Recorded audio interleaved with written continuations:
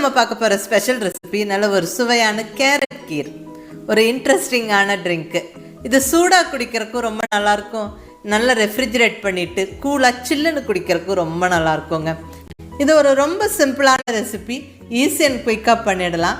நம்ம ஸ்பெஷல் அக்கேஷன்ஸ்க்கு ஏதாவது ஸ்வீட் பண்ணணும்னு யோசிக்கும் போது இது கண்டிப்பாக ஒரு நல்ல சாய்ஸுங்க. நம்ம குயிக்காக பண்ணிடலாம். அது இப்போ சம்மர் சமயம், நிறையா கூல் ட்ரிங்க்ஸ் குடிப்போம்.